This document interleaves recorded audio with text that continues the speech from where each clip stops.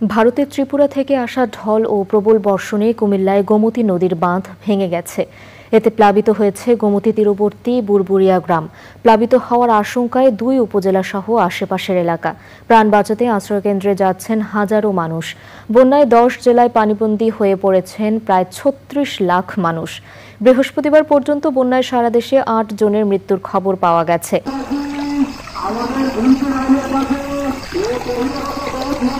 মধ্যরাতে এভাবেই বাঁধ রক্ষার জন্য মসজিদের মাইকের ঘোষণায় ঘুম ভাঙে কুমিল্লার গোমতীপাড়ের গ্রাম বুরবুরিয়ার বাসিন্দাদের। তবে শেষ রক্ষা হয়নি।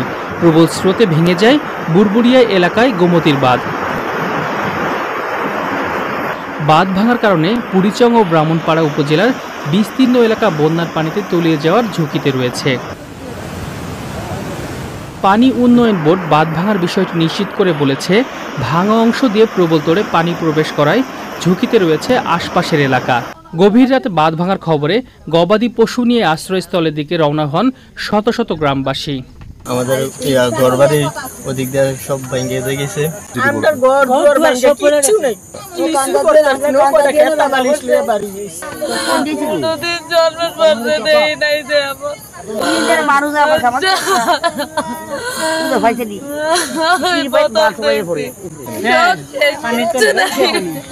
ফেনীতে বন্যা পরিস্থিতির আরো অবনতি হয়েছে।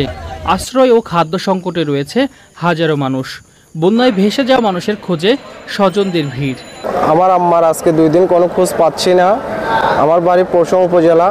এখন ওখানে কি হাল অবস্থা আছে, কোথায় আছে, কি আছে, এখনো আমরা কোনো খোঁজ নাই, কোনো খোঁজ পাচ্ছি না। আমি চট্টগ্রাম থেকে আসছি। শহরমুখী যারা আছে শহরে এদিকে কেউ ফোকাসই করতেছে না, এদিকে কেউ দেখতেছে না বিষয়টা। এদিকেও কিন্তু অবস্থা খুবই খারাপ। আমি বাড়িতে যোগাযোগ করছি, আজকে সকালে 1 মিনিটের মতো কথা বলছি, আর কথা বলতে পারি নাই।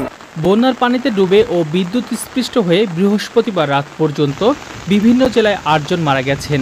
এর মধ্যে কুমিল্লায় 4 জন, কক্সবাজারে 2 জন, ফেনীতে 1 জন এবং ব্রাহ্মণবাড়িয়ায় 1 জনের মৃত্যু হয়েছে। উজান থেকে নেমে আসা ঢল ও প্রবল বর্ষণে কুশিয়ারা, মনু, ধলাই, খোয়াই, মুহুরী, ফেনী ও হালদা নদীর পানি বিভিন্ন স্থানে বিপদসীমার উপর দিয়ে প্রবাহিত হচ্ছে।